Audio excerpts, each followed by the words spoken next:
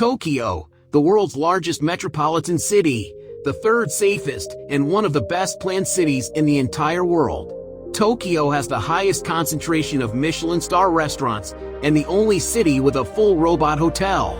However, did you know that Tokyo's history is incredibly dark? The entire city was destroyed by a tragic fire in 1657. Tokyo is completely destroyed in 1923 by the Great Kanto earthquake. 1944 Tokyo is again subjected to nuclear bombardment and is completely destroyed. Despite having a troubled past and experiencing total destruction 3 times, Tokyo always stood up. How was that possible? How did Tokyo become one of the modern cities with the best architecture? Let's find out. Tokyo's history began approximately 600 years ago with a small fishing village called Edo, which is still a popular destination for fishermen. Because Edo was a great place to grow rice, farmers from all over the world came to settle here and make a living. Although this village had never experienced war, it was likely to do so in the near future. A Japanese samurai named Oda Doken built his castle in this village and seized control of it in 1497. Since then, there have been more warriors around, and they have started to keep up with the wars. The largest battle ever fought in Japan, the Battle of Sekigahara, took place in 1600 between Tokugawa Ieyasu, the great commander of Edo, and the Toyotomi clan. Tokugawa Ieyasu's victory elevated Edo to the highest status in all of Japan because after this battle, people began to settle in Edo, and it soon grew to be a very large and developed town at the time. And just like that, by 1603, Edo had become one of the biggest cities of that period. The metropolis was operating smoothly. The joy of the people caught the attention of the evil ones. As if it were the calm before the storm, an unfortunate day arrived in 1557, when the priest of Edo burned his unlucky kimono, and what followed proved that the kimono was unlucky not only for peace but for the entire city. The fire in the kimono spread through the air to the temple, then to the entire town. In this fire, 70% of the city was reduced to ashes. However, Edo recovered quickly from this tragedy, because the land in this entire city was very fertile, and it was also a cultural hub. People continued to visit even after the disaster. Years turned into centuries, and by the mid-19th century, Edo's population had swelled to millions. But now a change was on the horizon, one that would alter not only the name of the city but also its entire character. In the 19th century, a new government arrived in Edo under the young Emperor Meiji, and as soon as he arrived, he changed the city's name to Tokyo. Because Tokyo means Eastern Capital, and the emperor relocated his capital from Kyoto to Edo, which was located in the east of Japan, the city was given the name Tokyo, and politics soon followed. At the same time, it became a political center. Until now, all trade and economic activities were restricted to Japan's borders. Tokyo is far ahead in everything, from robots to the invention of flying cars, cryptocurrency, and the metaverse. In fact, Tokyo is known as Crypto City. Moreover, it will be the future of blockchain technology. And now is the time for Tokyo to dive into the sea of international trade. So an American Commodore named Matthew C. Perry created Shimoda Park, which paved the way for Tokyo's international trade. As a result, the economic development that occurred fueled the fire of the Industrial Revolution in Tokyo.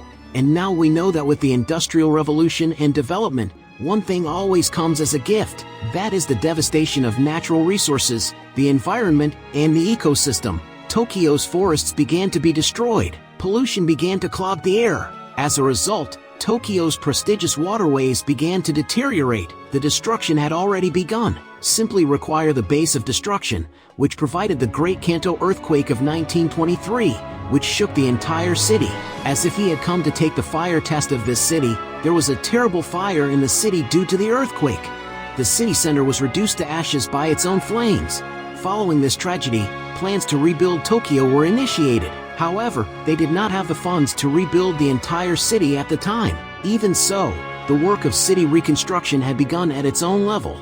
The first subway line, which ran between Asakusa and Ueno, opened in 1927. Soon after, in 1931, Tokyo Airport was built, and in 1941, Tokyo Port was reopened. Tokyo was finally on the path to recovery. The fear of the previous tragedy was about to fade from people's minds when another tragedy struck Tokyo. This time tragedy was not natural, but rather a painful example of human conflict. This raid claimed the lives of over 1 lakh people and displaced over 10 lakh others. Following this, Japan surrendered, and the US began the process of rebuilding the country by sending troops back, and the Japanese economy began to move at a different pace from then on. The Japanese economy was industrialized during the 1950s.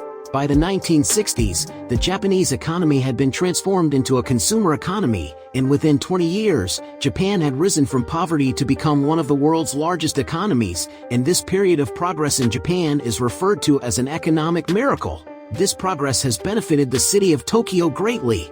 As Japan's economic capital, historical events and past circumstances have played a significant role in shaping Tokyo into what it is today. But, friends, the thing is that many cities around the world thrive, but none have been named the most livable megacity. So, what makes Tokyo unique? Tokyo's extensive rail network may be what distinguishes it from other megacities. You read that correctly. Tokyo's rail connectivity is so good that 57% of the population uses public transportation, which is essentially any city's biggest problem. How can it manage its traffic and congestion? In Tokyo, rail transportation provided the solution. When the entire world's economy was focusing on the automotive industry, the Japan Rail Corridor was built. But why? Because Japan lacked the oil reserves to power an automotive transportation system after World War II, the government focused all of its efforts on rail projects that connected central Tokyo and surrounding cities. This sector also did a lot of innovative and progressive work. Japan, for example, inaugurated the world's first modern high-speed rail line in 1964. Where the train could travel at speeds of up to 160 miles per hour, and these projects were so successful that the Japanese government is still investing heavily in public transportation and construction today. Between 2013 and 23, they maintained an annual budget of $200 billion, which is 40% of Japan's GDP, and with this much investment, the Japanese government's commitment to this area is clear. However, Tokyo City's problems do not end there. Tokyo is located on a Pacific cliff face where an earthquake is always encroaching. Consequently, the following statistics demonstrate Tokyo's promising future. Disaster and climate-resilient infrastructure to be built, and doing so is actually quite difficult, because one issue they face is that the cost of building construction in Tokyo is 50% higher, and the height of the skyscraper here is very low in comparison to the rest of the world's economic capitals. This is why Tokyo's real estate prices are skyrocketing.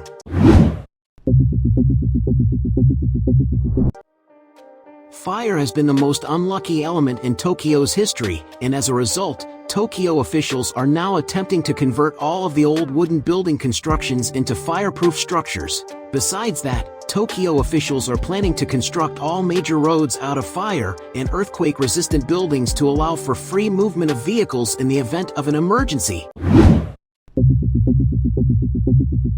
Tokyo, like any other urban city in the world, has an overflowing city with rainwater. To combat this issue, city officials devised a very creative solution. Large underground chambers and tunnels have been installed here to divert flooded water in the opposite direction. Japan has put in place a sophisticated early warning system for floods and other natural disasters. The system employs cutting-edge technology to forecast when and where floods are likely to occur, allowing authorities to evacuate people and take necessary precautions ahead of time. Tokyo's life has become much easier and more livable as a result of the resolution of every small and large issue. So such innovative solutions that the city will have, the city is going to develop a lot in the future as well.